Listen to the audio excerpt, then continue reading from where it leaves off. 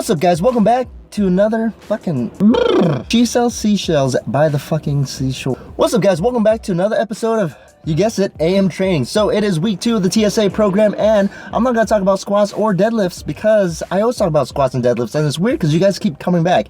I'm gonna talk about Weakness Wednesdays. You just saw me do some freaking jump rope, which is weird, and you saw me doing some biceps, which is also freaking weird. So I did this a while back, a couple months ago, and it didn't work out. I totally got burnt out. I think that was because I was trying to do all of this cardio and all this bodybuilding movement and almost getting burnt out with 4 hours, average of 4 hours of sleep every day. Now, this is a different case for this semester. I'm getting more sleep, but I do have 9 or 10 classes, so but hopefully this time I can get more sleep. Yeah, I did bicep curls. I mean, I did Arnold's favorite 21s, where basically you're doing 7 reps on the bottom, 7 reps in the mid-range, 7 reps at the very short range there, and hopefully I'll get 21s. But so I kind of lied to you. I said I wasn't going to talk about the deadlift, but I'm going to talk about the deadlift, and this is a specific kind of deadlift, the snatch grip Romanian deadlift. This is an exercise where I feel like I need to do more of, because the snatch grip deadlift, of course, you're going to overload the upper back, which is kind of a weakness point of mine, along with the back, and also do some Romanian deadlifts, because when I was on Candido's program, I felt like that had a good carryover, because the barbell, glute hip thrust that you do on the TSA program, I don't really feel like it has good carryover, at least for me specifically. I mean, I get a nice little booty pump, but I feel like I said, my back is kind of a weak point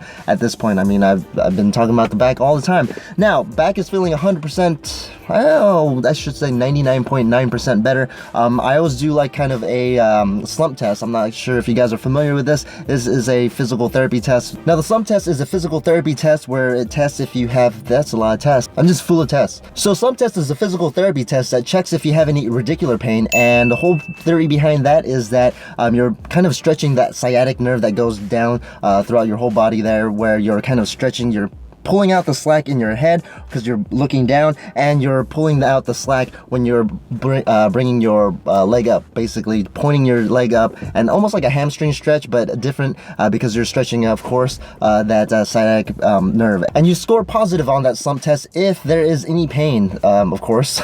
And so that's a positive. And so what's positive about this, me talking about it, is that I don't have any pain when I do the slump test. So another thing that has helped me with the rehab process is that I am flossing that nerve pain. So the cool thing about the slump test is that not only is it a test, but you can actually change it into a floss. So I'll go ahead and do a nice little B-roll right here about me pulling the slack out of my head, where I'm looking straight down, but I'm bending the knee, and then go ahead and reverse it where I'm looking straight up and then sitting up and getting that stretch for my hamstring kind of thing. So pulling the slack out from the lower body and then pulling the slack out from my upper body. So and you do that over and over again. Now, the key thing here with this floss is if you will only do it if you have intermittent pain. So I wouldn't do it if you have constant back pain, because you're just going to aggravate the shit out of it, and then you're just going to be like, what the fuck is AM training talking about? He don't know nothing.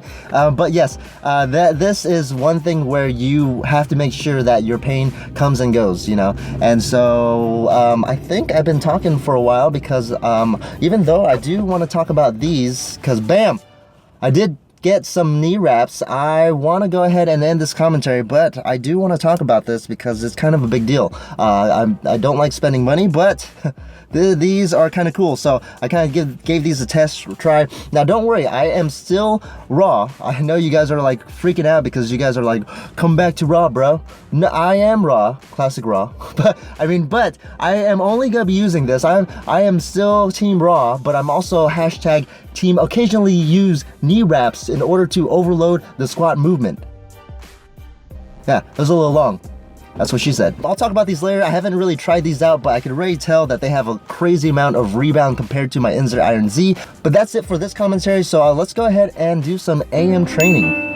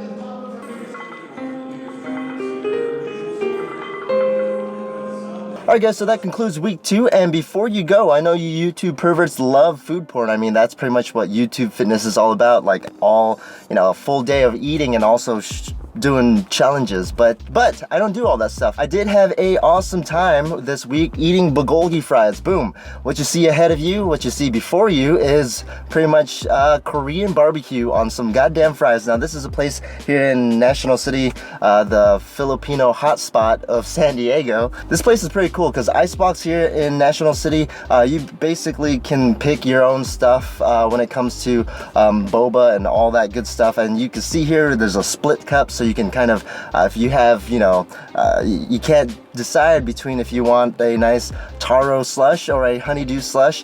Boom, you got the split cup. You can go ahead and just have the best of both worlds.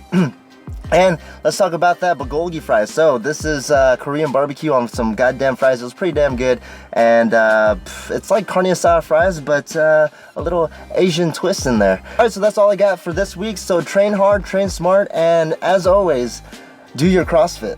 What?